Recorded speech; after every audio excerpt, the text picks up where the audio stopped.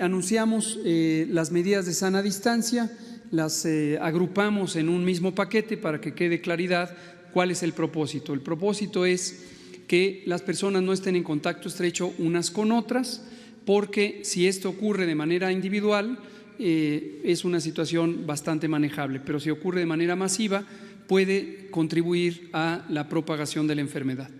Y estas medidas, una cosa que también ha causado cierta inquietud en los medios de comunicación, es la idea de cuál es el sentido de urgencia, si esto hay que hacerlo ya de un minuto al otro en una misma noche.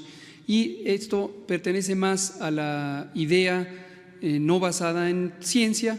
Siempre es deseable empezar a hacer intervenciones, pero hay que hacerlas en el momento en que son más útiles y en el momento en que causan menos alteraciones a la sociedad.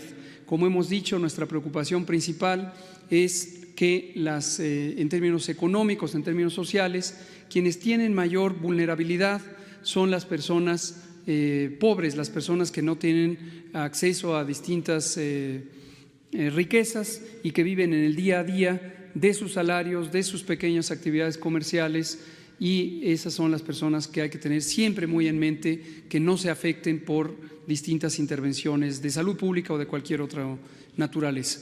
Entonces, por eso, aunque los medios internacionales nos presentan lo que está ocurriendo en otros países, Italia es uno de los ejemplos más destacados, en donde se busca en esos países hacer estos cierres masivos de todo el país, eso tiene consecuencias gravísimas en las economías de los que están menos favorecidos económicamente hablando.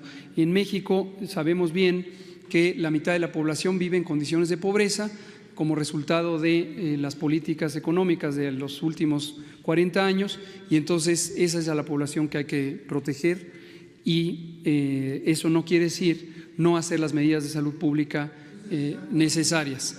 Entonces, no perder de vista también, como lo hemos explicado en repetidas ocasiones, que México entró a la epidemia aproximadamente un mes después que los países europeos y también que Estados Unidos. Nuestro primer caso detectado fue a finales de febrero, mientras que en Estados Unidos fue a finales de enero.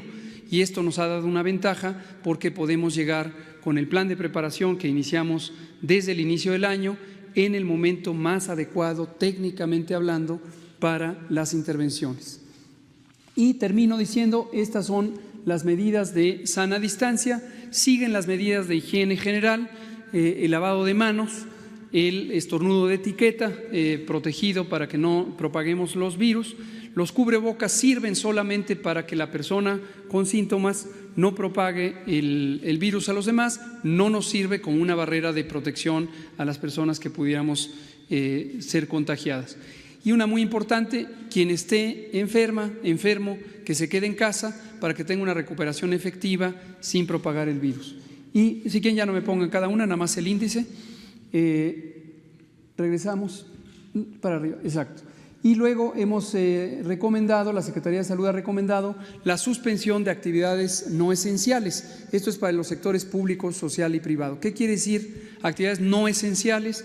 Son aquellas que se pueden suspender o posponer sin que se afecte importantemente el propósito o la misión de las distintas organizaciones gubernamentales, sociales o privadas, y que además interesa enfocarse en aquellas en donde la gente, para ejecutar esas acciones, se tiene que movilizar o tiene que trabajar en grupo. El ejemplo clásico es si hay una actividad, por ejemplo, de oficina, que se puede realizar desde casa, que se realice desde casa por el tiempo necesario para que nos congreguemos menos. La tercera medida es esta reprogramación de los eventos públicos, ya sea organizados por privados o por los gobiernos, y lo que interesa aquí es que congregaciones masivas, las definimos como arriba de 5,000 personas, se puedan recalendarizar, posponer y que se hagan posteriormente en el año. Uno de los ejemplos que hemos estado utilizando por su volumen tan masivo es la Feria de San Marcos en Aguascalientes, que de manera muy adecuada el gobernador encontró la manera de posponerlas para mejor ocasión. Y el punto crucial, personas adultas mayores, conforme mayor es su edad, van aumentando su riesgo de complicaciones. Entonces, todas debemos estar al cuidado de las personas adultas mayores. Esto implica una responsabilidad social.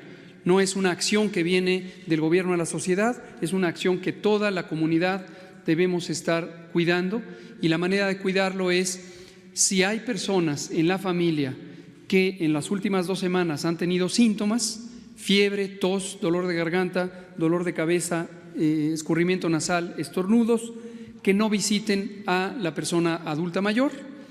Pero además hay que estar prestos a atender, a asistir, a cuidar, a mantenernos en contacto telefónico con las personas adultas mayores para atender sus necesidades.